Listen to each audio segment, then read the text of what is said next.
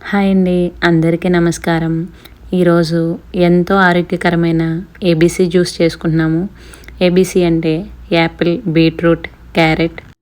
ఈ జ్యూస్కి ఎక్కువ ఇంగ్రీడియంట్స్ ఏమీ అవసరం లేదు. క్యారెట్, బీట్రూట్, యాపిల్, ఒక చిన్న కప్పు పాలు ఉంటే సరిపోతాయి.